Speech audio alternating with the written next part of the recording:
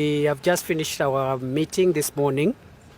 As you are aware, on Wednesday last week, 6th of March 2024, the government announced 25 major policy and administrative steps that require to be taken to tackle the problem that we are having of proliferation of illicit and substandard alcoholic drinks, many of them toxic and poisonous that have led to the deaths of our people, and also the problem of narcotic drugs and psychotropic substances.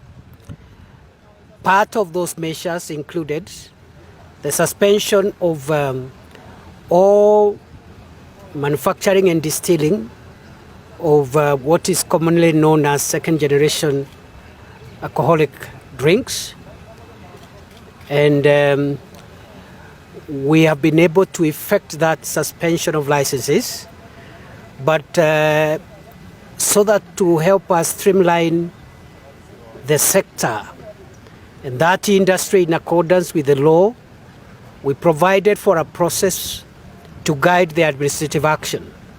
And therefore, we called a meeting this morning of all manufacturers and people involved in the manufacture and the distillation of second-generation alcoholic drinks in the country, whose licenses stand suspended.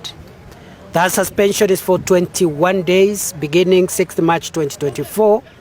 It will come to an end on 27th of March 2024. We therefore thought we needed the input of the affected farms and businesses. They have all turned up in large numbers. They are in total support of the vetting process because they believe that there could be players within the industry who are undermining the good work that a few who are in that business could be doing. So, just as we said on 6th of March, unlike previous measures which have been taken in this area, this matter is devoid of any other consideration except national security and public safety. And therefore, we are very aware that these decisions and these measures must be implemented and enforced. All the relevant agencies have been directed to make sure that this operation and the measures are in place. So far, we've registered huge successes across the country because part of the measures we also announced as government on that day was the closure of all unlicensed premises, because unlicensed premises don't require any procedure. Many of them have been shut down.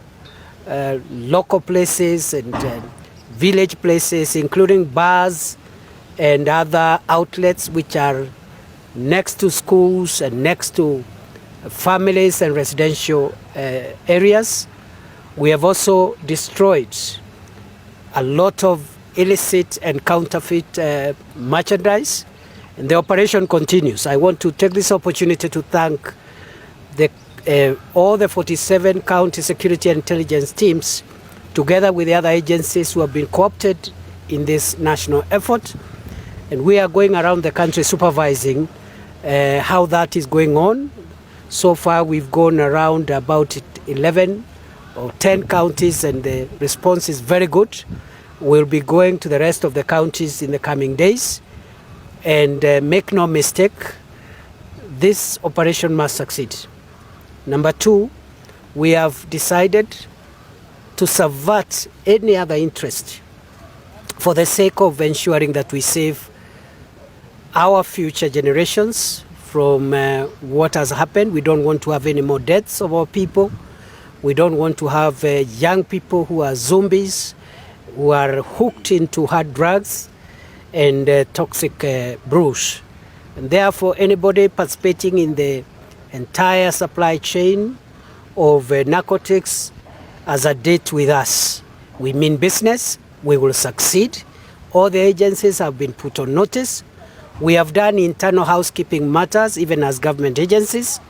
We've directed that all officers who are either in national administration as GAO officers, police officers, anti-counterfeit agency officers, KRA officers who operate this business must choose either closure of that business or they leave public service, and that also is taking place.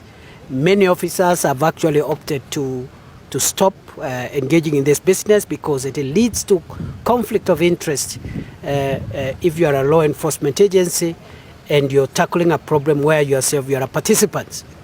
We have also asked the counties to cooperate with us.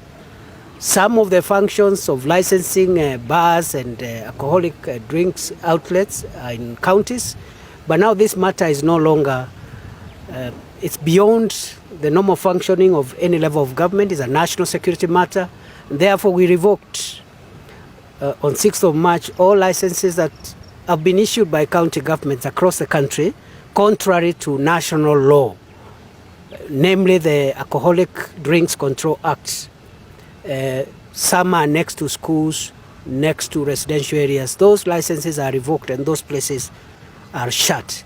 Anybody involved in manufacture, distribution, sale of these drugs and toxic brews, any premises involved in storage, such merchandise is being destroyed so that we can destroy the capacity to manufacture evil.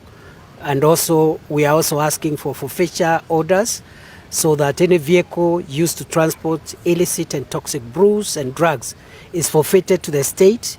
It will be sold, and that asset recovery will help us establish a fund so that we can compensate victims of these crimes. In other words, good people, we are on course. And this morning I am very happy, together with my colleagues here, the PS is here for Public Health, Inspector General of the National Police Service, PS for Interior, who is now responsible for coordinating the multi-agency enforcement team immediately, including the vetting process. The PS for Industry is here, Juma Mukwana. We have other senior government officials who are here with us, and we are very grateful for the spirit. We are all one as government, and I am glad the stakeholders who have appeared before us today have appreciated we have a problem, and they are willing to support the government so that we can eradicate this problem. We've made good progress. We don't want to punish any business, but we don't want to bring in other reasons that have been brought in the past to roll back this kind of exercise.